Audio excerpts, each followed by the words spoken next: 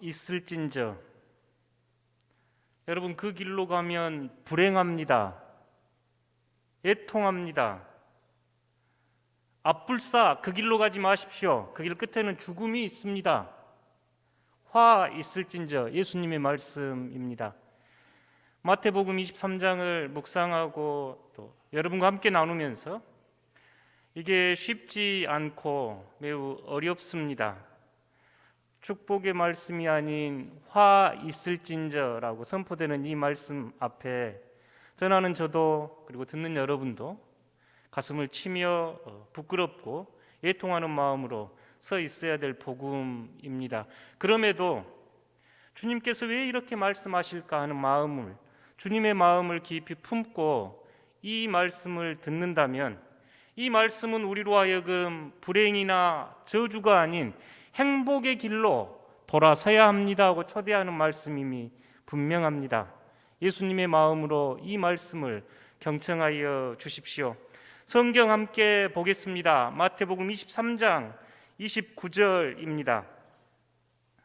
예수님은 7번째 화에 대한 선언을 하십니다. 화 있을진저 외시가는은 다른 사람들에게 보이기 위하여 자기의 경건생활, 구제나 기도나 금식을 하는 모습, 잘 보이려고, 의롭게 보이려고, 좋게 보이려고 하는 행위이지요. 외시가는 서기관들과 바리새인들이여, 너희는 선지자들의 무덤을 만들고 의인들의 비석을 꾸미며 이르되 만일 우리 조상 때 있었더라면 우리는 그들의 선지자의 피를 흘리는데 참여하지 아니하였으리라 하니 합니다.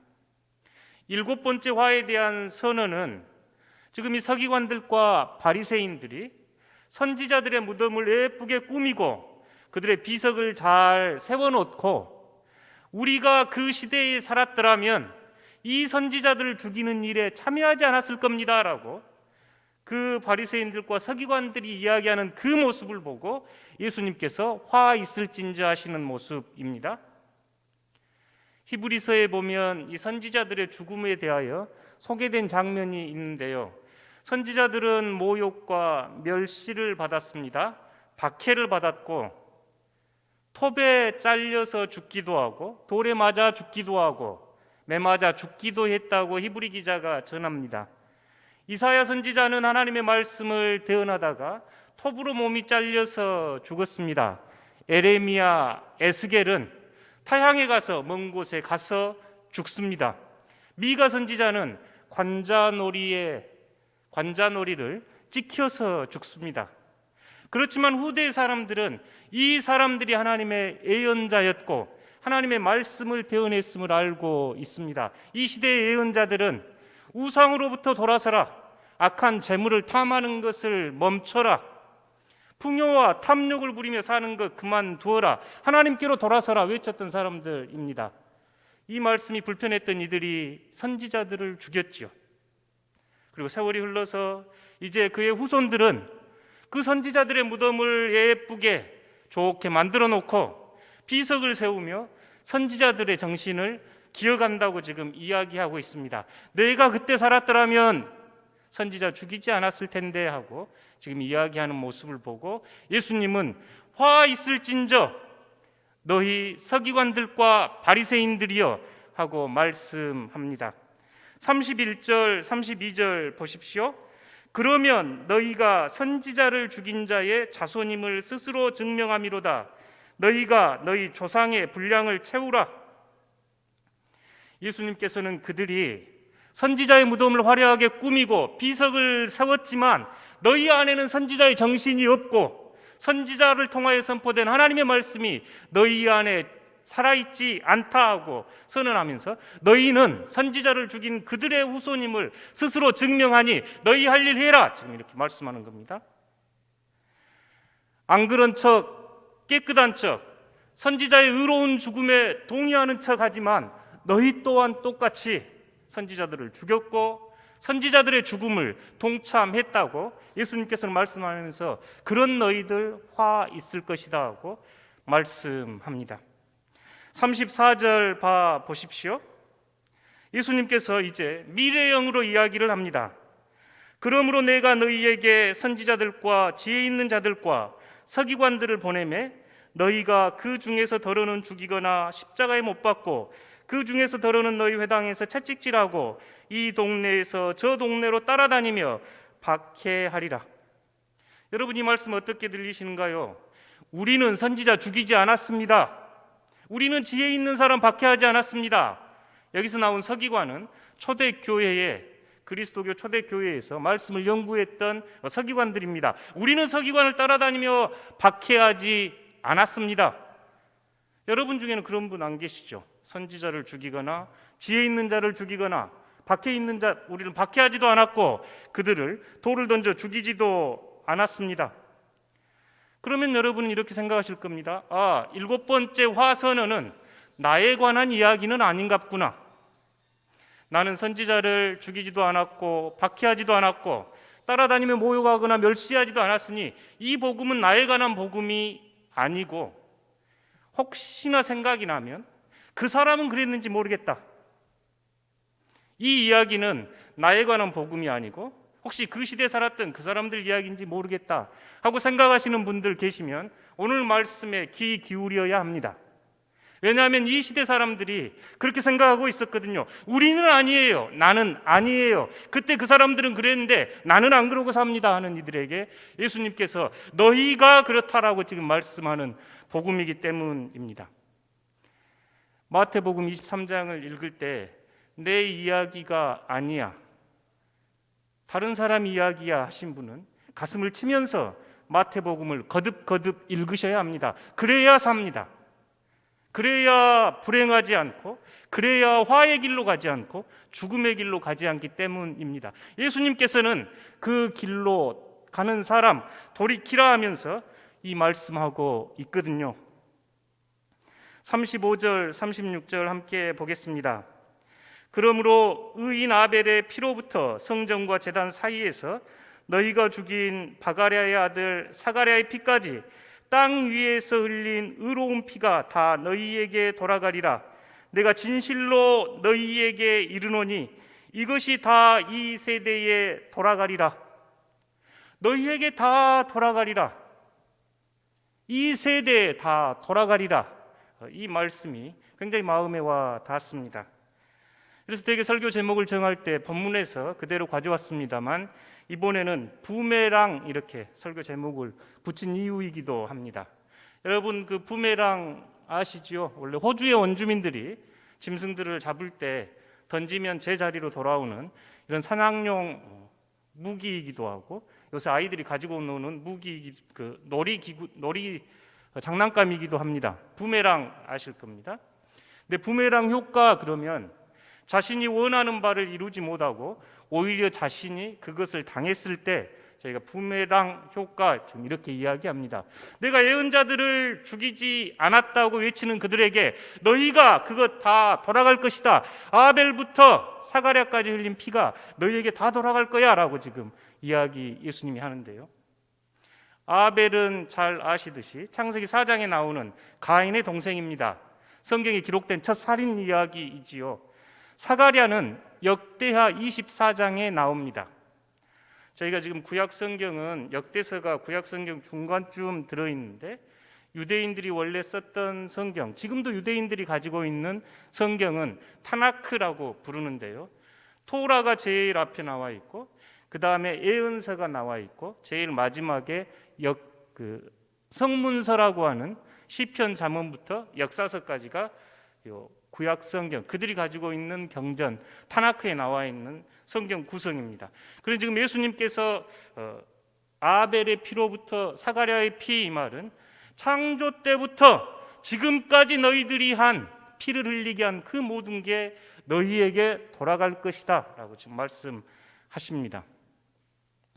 저희가 부메랑 우리 조상들 이야기에서 고려장 이야기를 떠올려 보면 쉽게 이해될 수 있는데요. 저희에게 감동을 주는 이야기도 있고 또 슬픔을 주는 이야기도 있지요.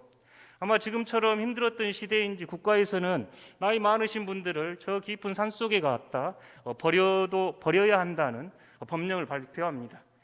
이때 한 아들이 어머니를 지게 지고 그 깊은 산속으로 가지요. 어머니는 계속 나무 가지를 꺾어서 떨어뜨려 놓습니다.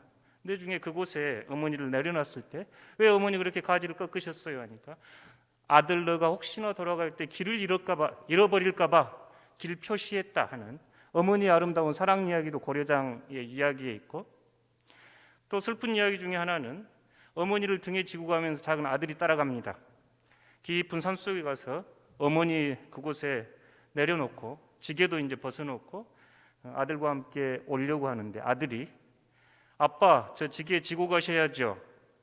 아빠 물어봅니다. 왜? 그랬더니 제가 나중에 크면 아빠 저 지게에 져다가 이곳에 버려야지요 했다는 슬픈 이야기도 있지요. 이럴 때 저희가 부메랑 이야기합니다. 지금 예수님께서는 너희들이 아벨부터 사가랴까지 의인들의 피를 흘리게 했으니 이것은 너희에게 돌아갈 것이다. 이 세대에 돌아갈 것이다 라고 말씀합니다. 그러면 예수님은 왜 아벨을 인용하셨을까요? 지금 선지자와 의인들을 우리는 죽이지 않았습니다. 우리는 그들의 정신을 기리기 위해서 묘를 예쁘게 만들고 비석을 세우는데 우리는 그들 죽이지 않았습니다 하는 그들에게 왜 예수님은 아벨과 사가랴를 인용했을까요? 가인과 아벨 이야기 익숙한 이야기입니다만 저희 함께 찾아보겠습니다. 창세기 4장입니다. 1절부터 저와 한 절씩 교독에 가시겠습니다. 창세기 4장 1절입니다. 아담이 그의 아내 하와와 동침하매 하와가 임신하여 가인을 낳고 이르되 내가 여호와로 말미암아 득남하였다 하니라.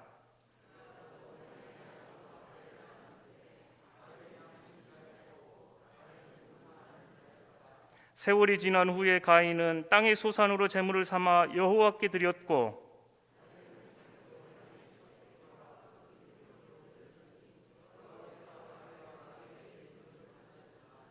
아멘.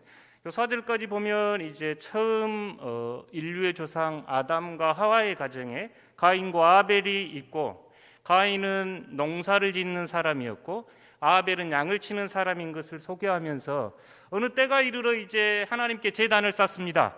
아벨은 첫 배로 처음 난 걸로 아주 좋은 것으로 준비해서 드렸던 반면에 가인은 어떤 것을 드렸는지 성경은 말씀하고 있지 않지요.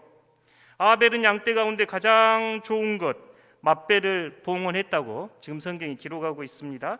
5절부터 9절까지 한번 읽어보겠습니다. 5절입니다. 가인과 그의 제물은 받지 아니하신지라.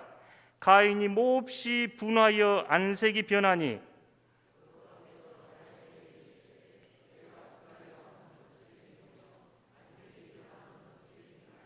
내가 선을 행하면 어찌 낯을 들지 못하겠느냐. 선을 행하지 아니하면 죄가 문에 엎드려 있느니라.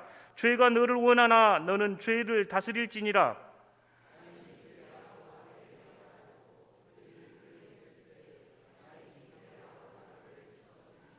여호와께서 가인에게 이르시되 내 아우 아벨이 어디 있느냐. 그가 이르되 내가 알지 못하나이다. 내가 아우를 지키는 자니이까. 하나님은 아벨의 제사를 받았는데 지금 가인의 제사를 받지 않자 가인의 모습이 잘 드러납니다. 가인은 시기하고 질투하면서 분노해서 얼굴 색깔이 지금 변했습니다. 화가 많이 나서 저희가 얼굴이 불그락불그락 하는 모습이지요. 그리고 아우를 들로 깨어내어 죽입니다. 그런데 죽이기 전에 6절과 7절에 보면 하나님께서 너 그렇게 죄 지으면 안 된다. 죄가 문 앞에 이르렀는데 죄는 너를 원하지만 너는 죄를 다스릴지니라 하고 말씀을 합니다. 안색이 불그락불그락하고 분노하고 있는 가인에게 하나님은 너는 죄를 지으면 안 됩니다 하고 말씀하는데도 가인은 아벨을 데리고 나가서 피를 흘리게 하며 동생을 죽입니다. 창세기는, 창조 이야기는 하나님께서 만드신 이 창조가 얼마나 아름다운지, 우리가 하나님의 형상을 지닌 얼마나 고귀한 존재인지를 보여주는가 하면 다른 한편 우리 안에는 얼마나 무시무시한 죄악이 우리 안에 도사리고 있는지를 보여주는 이야기가 창세기입니다. 탐욕은 하나님의 자리에 재물을 올려놓는 겁니다. 아담과 하와가 죄를 범하는 것, 하나님의 자리에 선악과를 올려서 따먹으면 눈이 밝아지고 지혜롭게 될 것 같은 그 탐욕이 아담과 하와의 이야기였다면, 가인과 아벨 이야기는 하나님의 자리에 자신을 앉히는 이야기입니다. 탐욕은 하나님의 자리에 재물이 앉아 있다면, 가인의 살인 이야기는 하나님의 자리에 내가 앉아 있습니다. 내가 하나님께 제사를 드리니 하나님은 제사를 받아야 합니다. 하나님은 마땅히 내가 드린 제사를 받아야 하는데 어찌 아벨의 제사를 받았습니까? 하고 오히려 하나님을 원망하고 아벨을 죽여버립니다.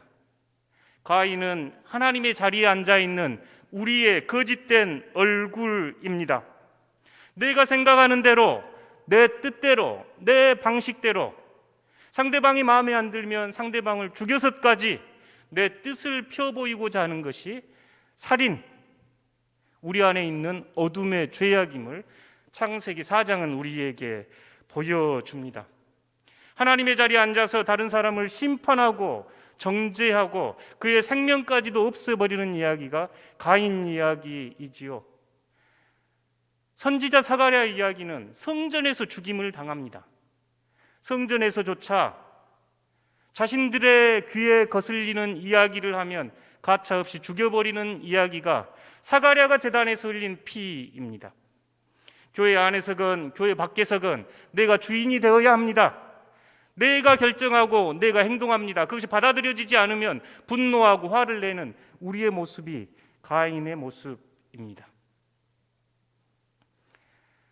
가인은 그의 죄가 부메랑이 되어 그는 이 죄의 멍에를 짊어지고 살아가는 우리에게 상징이 되었지요. 이 이야기를 우리가 실제 사는 이야기로 잘 풀어낸 사람이 셰익스피어의 오셀로라고 하는 이야기입니다. 세계 명작이기도 하고 영화나 드라마나 책으로 또는 여러 곳에서 여러분 아마 보셨을 겁니다. 지금도 뮤지컬을 하면 굉장히 많이 보기를 원하는 작품이지요. 오셀로라고 하는 사람은 저쪽 아프리카 흑인 출신입니다. 흑인 출신인데 그는 용맹했고 지혜로워서 전쟁에 나가 싸우면 백전백승을 이겨서 베니스의 최고 사령관 자리까지 올라갑니다. 흑인 노예가 그 자리에 올라갔으니 이 사람이 얼마나 애썼겠습니까? 이 오셀로의 무용담에 반한 오셀로의 그 아내가 있는데 데스데모나라고 하는 아내가 있습니다. 그는 이 베니스의 유력한 귀족의 딸로 문 남성들의 가슴을 설레게 했던 아주 미인입니다. 이 둘이 우여곡절 끝에 결혼을 합니다. 남자는 가장 천한 노예에서 가장 높은 사령관의 자리에 올랐고 가장 아름다운 여인을 부부로 지금 맞아서 살고 있으니 그곳에 얼마나 시기와 질투가 있었겠는가요? 오셀로에게는 2명의 부하들이 있었는데 아이고라고 하는 한 사람은 오셀로의 말을 끄는 기수였습니다. 그리고 다른 한 사람은 카시오라고 하는데 귀족 집안에 여기는 잘생긴 충성된 사람이었습니다. 오셀로가 카시오를 부관에 앉힙니다. 아이고는 본인이 부관이 되고 싶었거든요. 근데 본인이 그 자리에 올라가지 못하고 카시오를 임명하자 이 오셀로에게 당신 아내 데스데모나와 카시오가 불륜에 빠져 있습니다 하고 음모와 거짓을 꾸밉니다. 시기와 질투와 거짓과 험담이 이곳에 있습니다. 이 말을 들은 오셀로 점점 부인을 의심하고 카시오를 의심합니다. 마침내 부인을 목졸라 죽입니다. 오셀로는 수많은 적들을 물리쳤지만 자신 안에 있는 불신, 자신 안에 있는 아내를 믿지 못하는 것, 그것은 물리치지 못하고 아내를 살해합니다. 이 끔찍한 훗날 그는 아이고의 계략인 것을 깨닫고 아이고도 죽이고 자신도 죽는 비극입니다. 이 이야기 안에는 그렇게 용맹하고 훌륭했던 장수가 자신의 아내를 믿지 못하고 신뢰하지 못하고 아이고의 거짓 농간에 노란한 이야기를 통해 우리 인간 안에 있는 시기와 질투, 다른 사람을 험담하고 모략하고 헐뜯는 것이 뭇 사람들을 죽여버리는 비극으로 끝나는 이야기임을 우리에게 깨닫게 합니다. 마치 가인 안에 있었던 시기와 질투가 아벨을 살해하고 하나님의 말씀에 불순종하고 하나님께 거짓으로 대하는 것처럼 우리의 얼굴이 가인과 아이고와 오셀로 안에서 드러납니다. 여러분, 오늘도 여전히 이 말씀이 마태복음 23장 29절에서 36절 말씀이 나는 선지자들을 죽이지 않았습니다, 나는 의로운 이들을 죽이지 않았습니다라고 생각하신다면 가인과 오셀로를 주목할 필요가 있습니다. 이 말씀을 하신 후에 예수님은 못 박혀 죽였고 예수님을 따랐던 스데반도, 베드로도, 예수님의 제자들도 십자가의 길, 순교자의 길을 가야 했습니다. 그렇다면 오늘 이 말씀은 누구를 향한 말씀인가요? 우리 안에 거짓과 유선과 시기와 질투, 그 사람을 죽여버리고 싶은 사리까지 품고 사는 우리들을 향한 말씀 아니겠습니까? 오늘 이 말씀을 이해하고 싶다면 예수님의 말씀을 기억하셔야 합니다. 마태복음 5장 21절에서 22절입니다. 함께 읽겠습니다. 옛사람에게 말한 바 살인하지 말라, 누구든지 살인하면 심판을 받게 되리라 하였다는 것을 너희가 들었으나 나는 너희에게 이르노니 형제에게 노하는 자마다 심판을 받게 되고 형제를 대하여 나가라 하는 자는 공효에 잡혀가게 되고 미련한 놈 하는 자는 지옥불에 들어가게 되리라. 아멘. 마태복음 23장을 이해하기 위해서 저희는 마태복음 5장과 7장에 있는 산상수훈을 잘 이해해야 합니다. 예수님께서는 구약 10계명 6번째 살인하지 말라 하는 계명을 여러분 알고 있습니다. 그러나 거기에서 멈추지 마십시오. 형제에게 분을 내는 사람, 형제를 살해하는 사람입니다. 형제에게 나아가라 하는 사람, 그들이 올바른 선행을 헐뜯고 비방하는 것, 공회에 가서 심판을 받아야 합니다. 심지어 형제에게 어리석은 자라고 하는 사람은 지옥불을 맛봐야 합니다. 하나님의 자리에 자신이 앉아서 형제를 심판하고 정죄하고 판단하는 것에 대해서 예수님은 이렇게 엄하게 우리에게 말씀하셨기에 마태복음 23장에서 우리에게 다시 한번 독사의 자식이라고 하는 엄한 말씀을 합니다. 사실 이 33절 말씀, 뱀들아 독사의 새끼들아 너희가 어떻게 지옥의 판결을 피하겠느냐, 이 말씀은 예수님이 안 하셨으면 더 좋겠다 싶은 말씀입니다. 얼마나 예수님께서 이들의 행위와 이들의 위선과 이들의 거짓이 돌이켜서 새롭게 거듭나지 않으면 이렇게 큰 고통, 큰 불행을 맛보아야 하는가를 보여주는 말씀입니다. 그럼에도 이 말씀 예수님이 안 하면 좋겠다 싶은 말씀입니다. 유대인들은 이 말씀으로 인해 많은 차별과 많은 편견 속에서 살아야 했거든요. 그렇지만 저희는 예수님의 마음을 깊이 헤아려 볼 필요가 있습니다. 우리 안에 다른 사람을 시기하고 질투하고 그게 안 되면 헐뜯고 마침내는 저 사람이 없으면 좋겠다 사리를 품고 어떤 이들은 살인까지 행하기 때문에 예수님은 가장 밑바닥에 있는 하나님의 자리에 너가 앉아서 다른 이들 판단하고 심판하는 것 멈춰라, 그 길로 가면 불행이고 지옥이다 하는 말씀이 오늘 복음입니다. 가인의 얼굴, 누구의 얼굴입니까? 우리들 일상에서 많이 경험하지요. 사촌이 논을 삼은 배가 아픕니다. 명절 때면 예를 들어 객지에 도시 나가서 큰 성공을 해가지고 친구가 왔습니다. 큰 차에 큰 성공을 했다고. 그가 가진 부를 자랑하면 여러분 마음이 어떠신가요? 어릴 적 저 멀리 시집 갔던 친구가 사업을 잘했는지 땅을 잘 샀는지 온몸에 금을 치렁치렁 걸고 명품 백을 들고 동네 나타났습니다. 여러분 마음이 어떠신가요? 좀 과장되게 느껴지시죠? 실제로 직장 안에서 많이 경험하는 일들입니다. 연말이면 부장 이사 자리에 승진해야 합니다. 많은 사람들은 이번에 너가 승진할 거야 라고 이야기합니다. 나는 최선을 다했고 성실하게 일했거든요.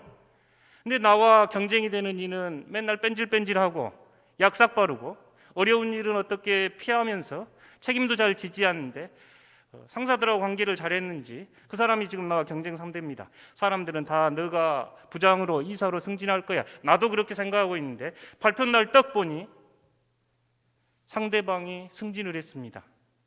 그때 여러분 이렇게 축하해 드린가요? 저쪽 벌교에서 그 보성 가는 쪽에 찐빵집이 여러 개 있습니다. 찐빵집이 여러 개 있는데 제가 그 광주에서 시골 올 때 거기 들러서 이제 어머니 사다 드리려고 찐빵하고 만두를 좀 산 적이 있었는데요. 찐빵하고 만두를 이렇게 다 피는 시간이 좀 있잖아요. 그 아주머니가 옆집 요구를 얼마나 하든지, 제가 처음 간 손님이었는데 원래 여기 내가 찐빵집을 차려가지고 잘하고 있는데 저 집이 찐빵집을 차려가지고 내가 지금 손님이 다 떨어져가지고 미워 죽겠다고, 저 집 망하면 좋겠다고 막 처음 갔거든요. 주위에서 있는 이야기입니다. 식당에서 음식을 오랫동안 연구하고 개발해서 이제 대박 나게 생겼습니다. 맛도 있고 사람들이 많이 찾기 시작합니다. 식당에서 혼자 일할 수 있는 거예요. 종업원을 썼지요.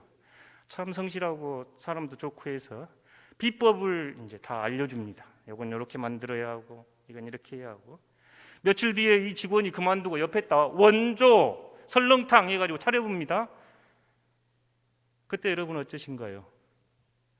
명절 뒤끝이면 행복하고 아름다운 이야기들도 형제들 간에 있습니다만 어떤 집안에서는 재산이나 상속 문제로 다툼도 있지요. 내 것, 내 자리,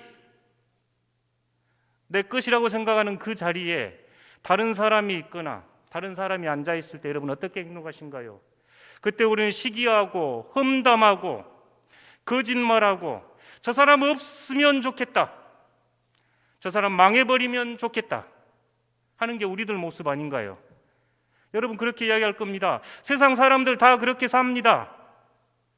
맞습니다. 우리도 그렇게 삽니다. 그런데 예수님은 그렇게 살지 말라고 우리에게 요청합니다.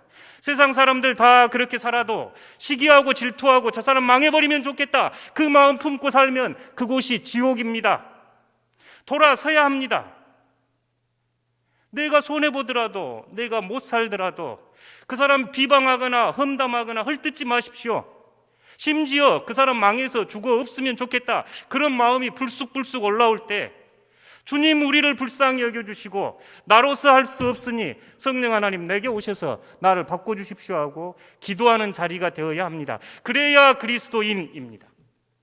세상 사람들처럼 다 같이 미워하고 망하면 좋겠다 원망하고 험담하고 거짓말하고 그것은 그리스도인이 아닙니다. 그렇게 살 때 예수님은 우리에게 그 길로 가면 여러분 죽습니다, 그 길 끝에는 행복이 아니라 불행입니다 하고 말씀하시는 게 마태복음 23장입니다. 사랑하는 성도 여러분, 마태복음 23장 말씀은 무겁고 어렵고 전하는 저도 말씀 앞에 부끄럽습니다만 예수님의 마음은 생명의 길은 이 길입니다. 하나님의 나라와 하나님의 나라를 향해서 순종하며 나가십시오. 세상 사람들처럼 잘 보이려고 드러나게 하려고 겉을 꾸미며 속은 그렇게 부정하고 불의하게 살면 여러분 죽습니다. 행복의 길은 그 길 아니니 돌이키셔야 삽니다 하는 절규가 마태복음 23장입니다. 사랑하는 성도 여러분, 저희가 할 수 없어서 무릎 꿇고 기도합니다.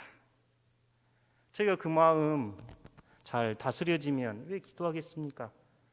불쑥불쑥 미움과 원망과 심지어 저 사람 없으면 좋겠다 사리가 들 때 오늘 이 말씀 기억하시고 주님 나를 불쌍히 여겨주십시오. 내가 가인입니다.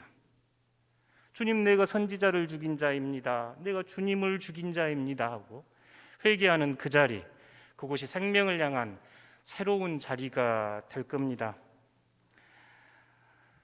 저희 그 자매 중에 그 하영 자매가 언제 불러가지고 큰 은혜를 받은 찬양이기도 하고 마태복음 23장을 이렇게 묵상하면서 자주 마음에 떠오르는 찬양이 보컬 한이가 부른 행복이라는 찬양이 있습니다.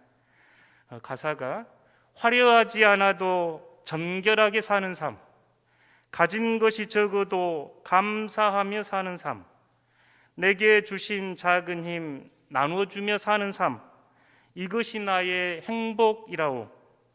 눈물 날 일 많지만 기도할 수 있는 것, 억울한 일 많으나 주를 위해 참는 것, 비록 짧은 작은 삶 주 뜻대로 사는 것, 이것이 나의 행복이라오. 우리 함께 결단하면서 이 찬양 하나님께 올려드리겠습니다.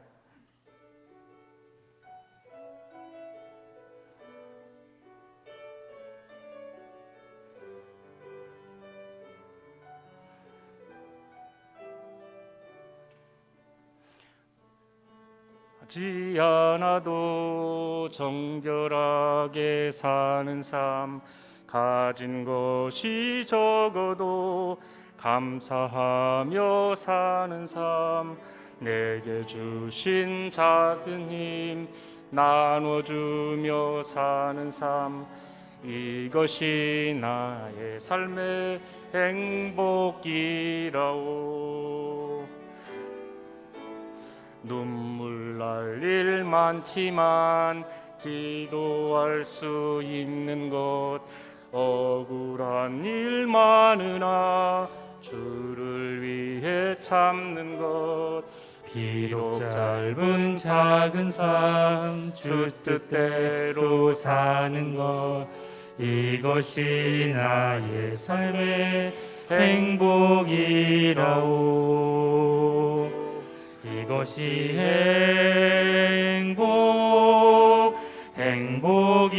행복이라오. 세상에 알 수 없는 하나님 선물, 이것이 행복이라오. 하나님의 자녀로 살아가는 것, 이것이 행복이라오. 다시 한번 하겠습니다. 화려하지 않아도 정결하게 사는 삶, 화려하지 않아도 정결하게 사는 삶, 가진 것이 적어도 감사하며 사는 삶, 내게 주신 작은 힘 나눠주며 사는 삶, 이것이 나의 삶의 행복이라오. 눈물 날 일 많지만 기도할 수 있는 것, 억울한 일 많으나 주를 위해 참는 것, 비록 작은 삶 주 뜻대로 사는 것, 이것이 나의 삶의 행복이라오. 이것이